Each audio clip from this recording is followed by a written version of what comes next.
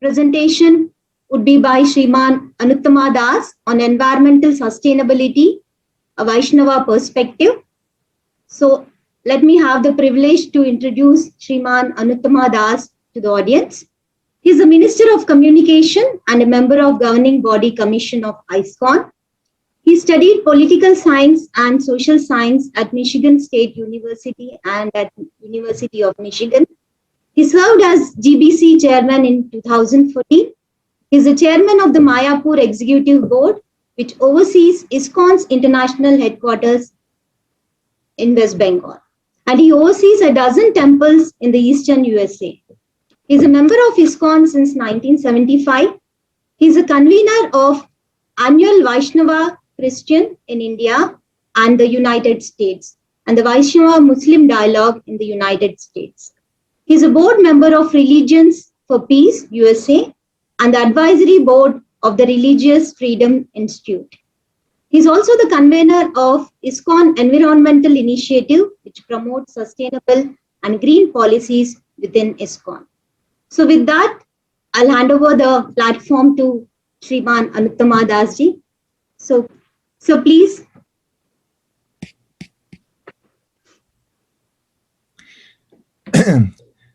Thank you very much.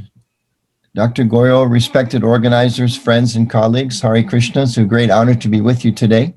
And I want to congratulate you on this very, very important conference that you've been holding. Within the Vaishnava Hindu tradition that I adhere to, and especially as a member of ISKCON and a student of Srila A.C. Bhaktivedanta Swami Prabhupada, one is hard-pressed to not be an environmentalist and a person concerned about sustainability. Why is environmental sustainability and environmental stewardship an imperative for the Vaishnava perspective? I'd like to highlight 6 reasons and some additional reflections from my tradition about the mandate that we have to protect nature and ensure that we provide care for the future, for our children and generations to come. So my first point, God is a playful environmentalist. Vaishnavism, the monotheistic tradition within the broad Hindu Dharma or Hindu family of faith, teaches that God is a person. God is not just a force or energy or light, but first and foremost a person, the supreme personality of Godhead. The Bhagavad Gita, the best known of all Hindu scriptures, explains that God appears in this world to attract forgetful individual souls back to him. In so doing, Krishna displays his Leela, or his divine play, revealing wonderful pastimes to attract our wandering hearts. The Srimad Bhagavatam, or the Bhagavad Purana, the preeminent Vaishnava text, informs us that the kingdom of God, Goloka Vrindavan, is a place of immeasurable natural beauty and charm. It is that place where every step is a dance and every word is a song. When Krishna appears on earth to remind humankind of the highest and essential goal of life, awakening our love for him, he brings a replica of that transcendent world with him. The Bhagavatam describes the wonders of that spiritual realm, Vrindavan, the supremely beautiful natural environment, and how Krishna, the eternally youthful supreme person, plays there as a cowherd with his divine associates. So I'll show some slides here as we go through. So here we see a picture of Lord Krishna and Balaram and his cowherd friends along the bank of the beautiful river Jamuna in Vrindavan. Reading from the Bhagavatam. The Vrindavan forest was as sanctified as the clear mind of a sadhu and was full of bees, flowers, and fruits.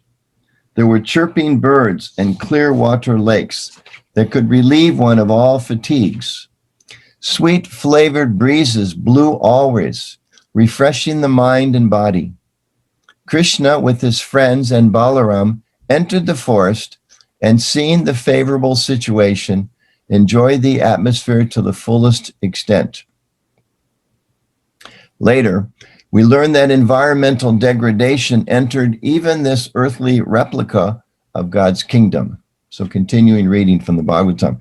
Within the river Jamuna, there was a great lake, and in that lake, the black serpent Kaliya used to live. Because of his poison, the whole area was so contaminated that if a bird even happened to fly over the spot, he would immediately fall down in the water and die. Such was the level of pollution. Due to the poisonous effect, continuing the reading, the trees and grass near the bank of the Jamuna had all dried up. Lord Krishna saw the effect of that great serpent's poison. The whole river was now deadly. Krishna, who had invented himself just to reclaim all undesirable elements in the world, climbed up a big kadamba tree on the bank of the Jamuna. He tightened his belt and, flapping his arms just like a wrestler, jumped into the midst of the poisonous lake. Kaliya, being of a demoniac temperament, felt great anger within his heart, and thus he grabbed Krishna with his mighty coils. So here we see an illustration of Kaliya snake holding Lord Krishna in the turbulent waters of the Jamuna. For 2 hours, Krishna remained like an ordinary child gripped in the coils of Kaliya. But then Krishna freed himself and pressed down on the serpent's hoods and jumped upon them. Kaliya became reduced in his sinful situation. He finally began to understand that Krishna was the Supreme Personality of Godhead, and he began to pray to the Supreme. Lord Krishna, who was acting as a small human child, ordered the serpent thus: "You must immediately leave this place and go to the ocean. Leave without delay. Do not pollute the waters of the Jamuna. Let it be drunk by my cows and the cowherd boys without hindrance." Obeying the orders of Lord Krishna, Kaliya left the lake within the Jamuna. It's from the 10th canto of the Srimad Bhagavatam. There are many other similar stories of Krishna's care for the earth. Once Lord Krishna swallowed a forest fire to prevent destruction of the sacred forests. Another time he playfully took the form of Lord Varaha, a gigantic boar, to rescue the earth when it fell into the cosmic ocean. Another rendition of Lord Varaha. So when considering the question, is environmental sustainability and care for the earth important? The Vaishnava responds emphatically, yes. Lord Krishna himself demonstrates his love and his protection for the earth, the waters, the birds, and the beasts. We must act with similar care and not live like poisonous snakes, polluting the water, destroying the land, causing harm to the creatures of those places, and seeding havoc for future generations. So that's the first point. God himself is a playful environmentalist. Point 2, God owns everything. From the Sri Upanishad, Ishavashamidam sarvam yat kinchat jigatam yigat, tena tvaktvena bujidha magridha kashasvidanam. Everything animate or inanimate that is within the universe is controlled and owned by the Lord. One should therefore accept only those things necessary for himself, which are set aside as his quota, and one must not accept other things, knowing well to whom they belong. Lord Krishna, while playful, remains the supreme proprietor of everything in existence. This entire world, according to the Vaishnava teachings, is the property of God. The earth is his, the sky is his, all species of life are his. Here again, we see Lord Krishna in the forest with all of his beloved creatures. Despite our traditional family homes, our mortgages, our no trespassing signs, nothing in the world belongs to us. For example, if I borrow a tool from my neighbor or use my cousin's cottage for a weekend retreat, it's common decency that I keep in mind who is the real owner. Remembering that the tool or the cottage are borrowed property, I treat such gifts with care.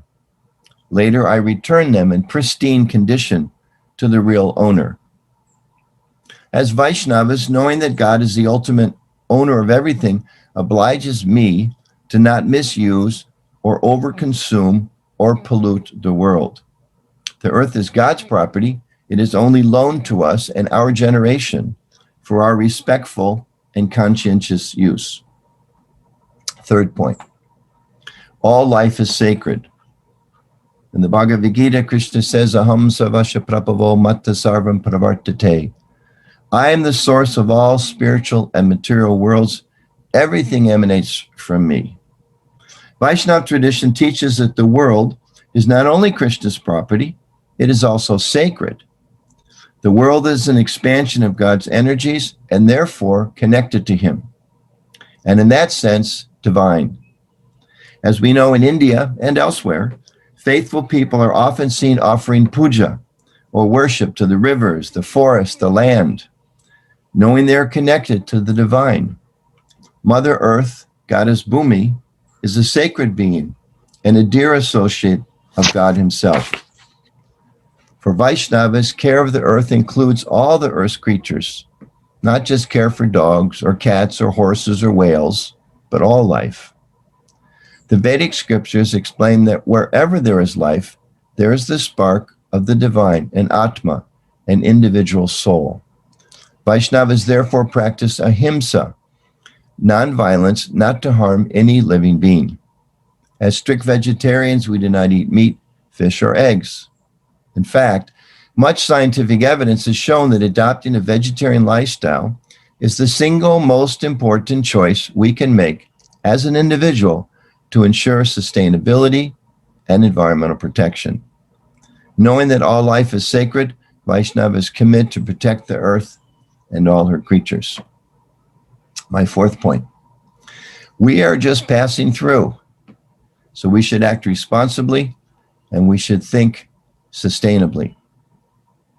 Atato Brahma Jignasa. According to the Vedanta Sutra, now therefore, having acquired this human form of life, it is time to inquire into the absolute truth. All Hindus understand that the earth planet, while a gift of God, is not our home. It is a temporary residence. We are eternal and merely passing through this realm. Just as a thoughtful man on a short train ride will avoid fighting with his neighbors for the most choice seat, Vaishnavas advocate that if we consider the importance of this human form of life, our sensual demands and conflicts will automatically decrease. Much like mature adults stop fighting over the candy and the ice cream snacks that demanded their attention and fed their quarrels as children. The essential opportunity of life is not to enjoy sensual or material gratification. It is to realize God, to understand the absolute truth, to become self-realized. While we are here in this world, we should utilize the world's resources primarily as they aid in that purpose, spiritual awakening. Thus, our very attempt to exploit the world is often an expression of ignorance of the real purpose of life and rebelliousness towards God. Wise men and women do not damage the environment to maximize temporal pleasures and comforts. Instead, they live as stewards, working in harmony with the world. They know we have more important things to accomplish, to seek the absolute truth. My fifth point, Bhagavad Gita 270 states, Sapurya manam machara pritistam samudamapa pravishanti advat. A person who can tolerate the incessant flow of desires, like rivers into the ocean, can alone achieve peace, and not the man who strives to satisfy such desires. So, simple living, high thinking. The Vaishnava tradition is an expression of bhakti yoga, meaning to link with God through devotion. Knowing that life should be centered on awakening our love of God, Vaishnavas practice and teach simple living and high thinking. Rather than striving nonstop to consume material resources at the expense of future generations, overcome by an endless desire for more stuff and destroying the world in our wake, we should live simply. my teacher, Srila Prabhupada, in the 7 purposes that he outlined for ISKCON, he wrote that we should strive to bring the members closer together for the purpose of teaching a simpler, more natural way of life. ISKCON has since established dozens of eco-friendly rural communities around the world, some of them completely off the grid, aspiring to the standard set by our founder. More of this has been presented in detail by my friend and colleague, Gauranga Das. Here we see a picture of an eco-village in India, established by the ISKCON Society. And here we see another eco-village in Hungary, New Vrajadam. My last point of the 6, the law of karma. Hindus and Vaishnavas certainly believe in the law of karma, or action and reaction. If we cause harm to the earth, to the air, to the rivers, or to the creatures of the world, we will suffer reactions. If we consume more than we should, denying other classes of people of their due share, or denying future generations, we will suffer karmic reactions. On the practical level, we experience these reactions every single day. This conference is discussing these reactions as we see them. We see all around us the impact of environmental abuse, pollution, scarcity of water, rising sea levels, diminishing ice packs, increased severity of hurricanes, fires, flooding, drought, and the like. Thus, if for no other reason than minimizing the suffering we bring upon ourselves, we must be stewards of the earth and minimize our consumption and promote sustainability. It is essential to change our behaviors before it's too late. Here's another photo of an ISKCON farm engaged in traditional farming methods. So, what are some of the challenges that we face? I have to acknowledge that despite these clearly stated principles and values, not all Vaishnavas, or members of ISKCON for that matter, make environmental care the priority that we all know it should be. I'd like to discuss a few of the obstacles that Vaishnavas and Hindus in general need to overcome. I'll discuss 3 of them. 1, the world is Maya. All Hindu traditions teach that the soul is entrapped in a world of illusion or Maya.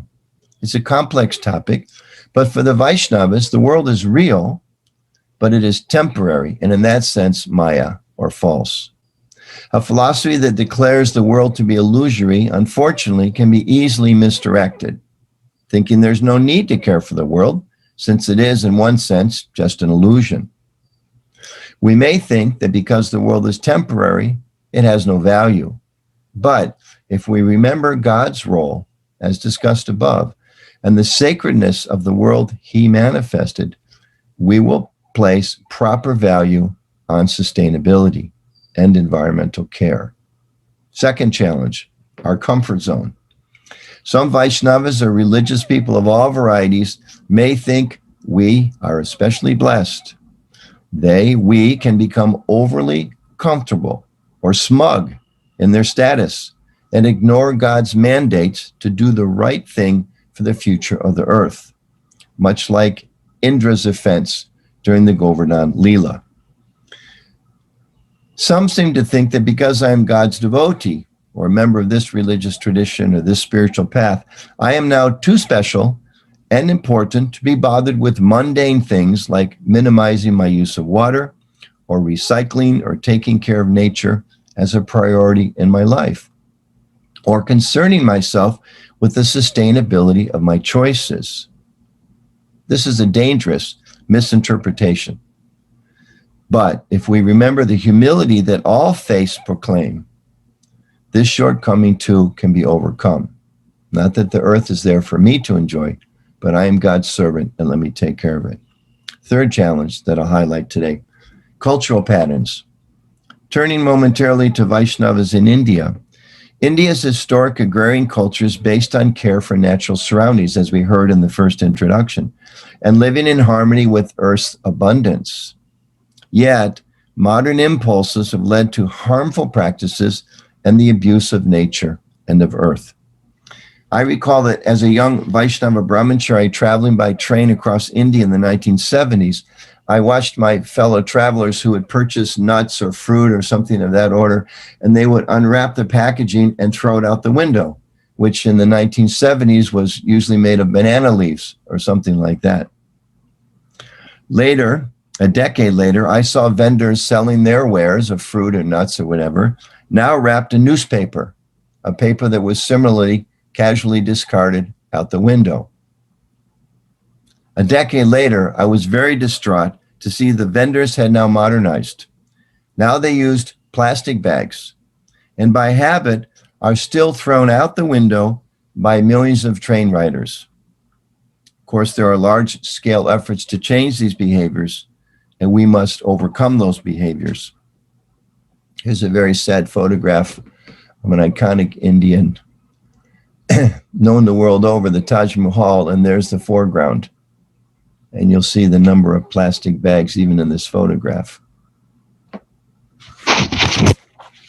Today we know that many of India's sacred rivers are horribly polluted due to these harmful habits and lack of a long-term vision, and remembering the core teachings of our spiritual culture.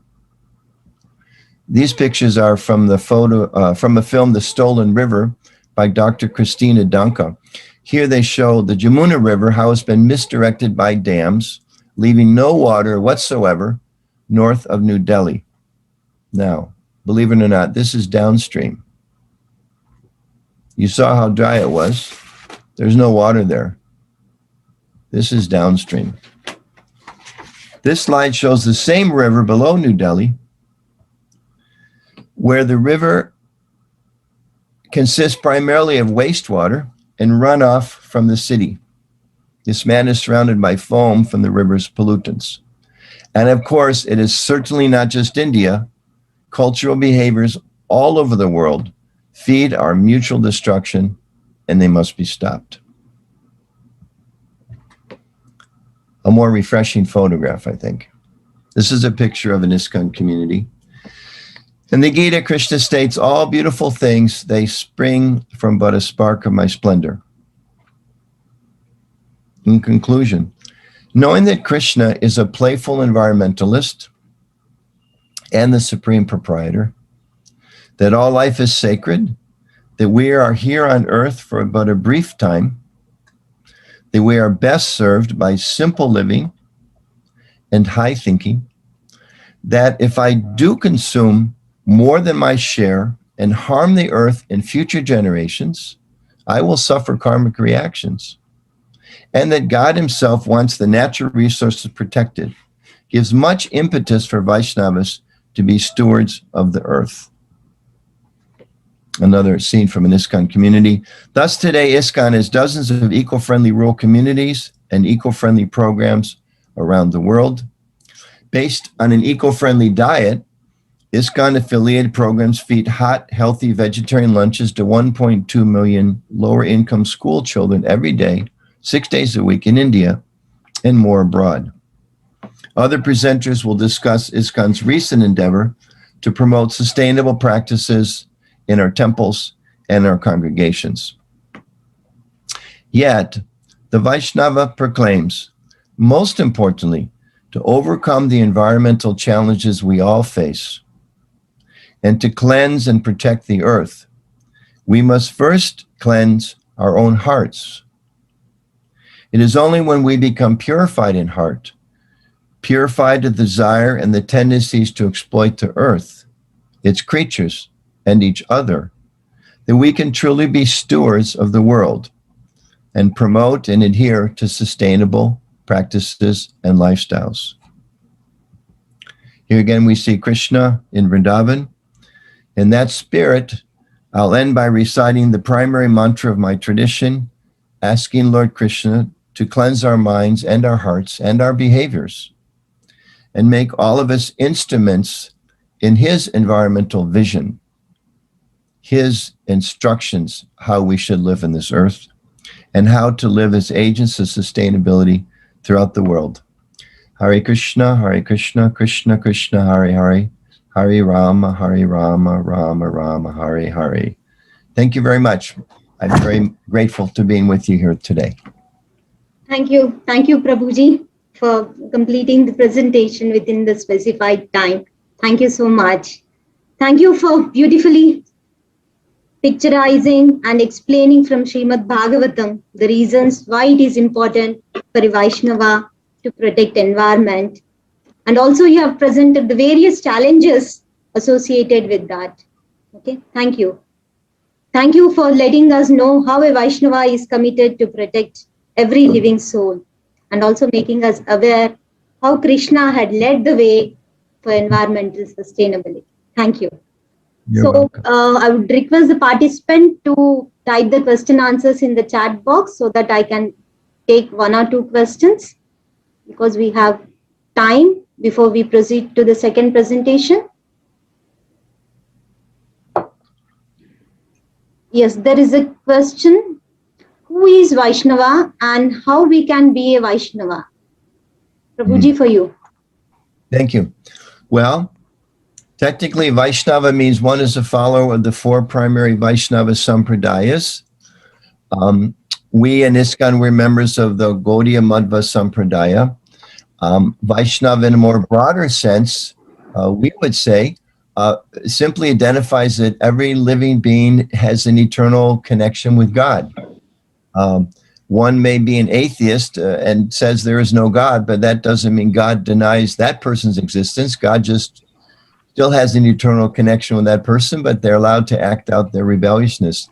So in a broader sense, we feel, our tradition teaches that everyone is connected. Whether one is a Hindu or Christian or Muslim or a Jain or a Sikh or a Jew or Buddhist, we all are eternal spiritual beings connected with God. Here in my presentation, I'm specifically referring to those that recognize as practitioners of the Vaishnava tradition or practices to help us reawaken our connection with Krishna.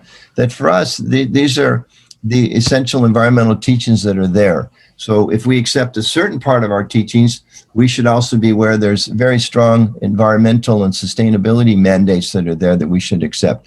There's similar teachings in other traditions, of course, but I'm today particularly focusing on our Vaishnava tradition. So hopefully that's helpful. And becoming a Vaishnava is simple. Read Bhagavad Gita, follow his instructions. It's easy. And become an environmentalist, as I pointed out today. The next question is from Vaishnava Das. What is simple living in terms of food, housing, and lifestyle? Well, Prabhupada also taught us a principle, time, place, and circumstance. So someone who's living, say, in an ISKCON rural community in Hungary, I visited there, and that, or say in a simple village somewhere in India, reduced in our consumption means being conscientious of how many times we pump the water and not wasting the gift there. Or for someone like myself and many of the people on the conference who live in modern cities, that means being conscious of making sure the tap doesn't overflow and minimizing the water we use for our showers. And for people, again, I live in America and people love their lawns. So it's oftentimes very practical things. You grow grass that requires less water, and you use other types of foliage that shade trees and things like that. So it depends on our location, how we apply those. But the principle is that we need to do so. And then in our own area, in our own part of the world, analyze what is it the steps that I can take. Because part of the problem is sometimes we think, and I'll say in my own Vaishnava community, sometimes it's seen ISKCON, devotees of ISKCON will say, well, I'm a vegetarian, I'm already doing my part. And I would say to them, well, you're a vegetarian, that's the biggest part, what about the other parts? Or someone else says, I'm recycling, I drive a Prius, whatever, okay, that's very good. What about being a vegetarian? So, it's an ongoing effort. It's not that we simply stamp ourselves, I'm doing what I need to do and there's no further challenges. There's always progress to be made. The next question is from our conference chair, Ramesh Goyal ji. Apart from their main practice of bhakti, how devotees can set an example in terms of environmental sustainability? Well, again, it depends on where we are, what part of the world, but I think, and my colleague is coming up, I believe, next to talk about the ISKCON environmental initiatives.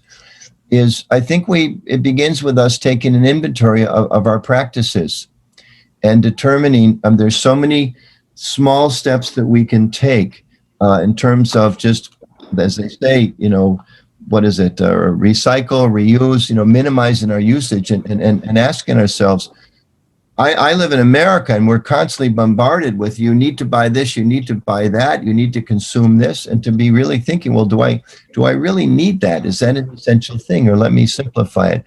So I think keeping this principle, first and foremost, simple living, high thinking. Let me minimize, let me push back against the pressures to consume more and more. And now it's certainly not just America. I mean, I think in Indian cities, there's more billboards per square foot than there are in where I live in Washington, D.C. And they all have the same message: consume more, consume more, consume more. And we have to kind of, chant our mantra, which is consume less, live simply, live simply, live simply. And as I mentioned in my talk, there's deep philosophical reasons for that. And I know many of the presenters are talking about, the practical, tangible ways of doing that and the impact if we don't. So both theologically, philosophically, practically, and just out of care for future generations, there's so many things that can and should be done. I drive a Prius and it's 20 years old. I got one of the very first ones that was ever made. And we try to do other things. I live in an apartment and I complained to the apartment people because I felt they weren't measuring the water properly to make sure that it's not used. I had a leaky faucet. I called the repairman and said, fix it. It's dripping. I'm wasting God's energy. So there's so many practical things that we can do. And it really does depend upon each and every one of us. Yeah, taking that concept of simple living forward, there is a question from Vikram Singh Tomar. How can we create such protocol in every country, as everyone is not clear with the concept of simple living, high thinking? Yeah, very good question. Well, I think, Stephen Covey, Dr. Goyle is in Utah. Dr. Covey is a famous Utah-based philosopher. And he talked about we all have different circles of influence. We may have a circle of concern. The whole planet is in trouble. Like, I'm very concerned about what's happening last year, especially the fires in Australia, but I can't do anything about that. It's outside of my circle of influence. So where I have influence, where I can make a difference, there I should act. Sometimes we hear we should think globally and act locally. Same concept. So it begins with ourselves, making sure that we're living appropriately. Our family members, ensuring that our children understand that this is the spiritually appropriate and materially mandatory way that we should try to live. And then influencing our friends and our families. And some of us have small businesses. So absorbing some of the extra cost of being more environmentally friendly and more sustainable. Some of us work in big corporations, so we can, have sessions with our fellow workers. We can talk to the boss and say, boss, they're still using styrofoam in the lunchroom. Or I noticed that, we're not, why don't we spend a little money and work on, if it's a big company, work on, our own purification of water that's coming out of our offices. There's a lot of steps we can do. So we should look and see, where do I have influence, and make those steps. We shouldn't think, well, I can't change this, I can't change that. We should think, oh, I can change this, and I can try to change that, and focus on those things. So it begins at home and goes out from there. And also be very careful. Telling people what they should do is not as effective as showing people what they can do by your own example. There are a lot of questions, Prabhuji, which are popping up, but because of the paucity of the time, I would be taking the last question. It is from S.V. Ramarao. He asks, Hare Krishna Prabhuji, is there any environmental influence on the present COVID pandemic? Is there any environmental? I missed part of the question. Is there any environmental influence on the present COVID pandemic? Environmental influence. Well, there's many scientists here that can answer that question much better than I can. There are positive influences. Yeah. On the environment. And I'll just say, from a little bit of a philosophical point of view, if it's many things, but one thing it is a reminder to us that the world is temporary, that our own existence here is very temporary. So as I mentioned, sometimes we get comfortable here, but we forget the purpose. It's a reminder we are passing through. and we should tread lightly on the earth, and we should be careful in taking care of our bodies and those of others, knowing that there's a higher purpose. So I'll just say that as a general kind of a philosophical foundation. I'll let Professor Goyal and others address that in more detail. Okay, thank you, Prabhuji. Thank you so much for enlightened presentation.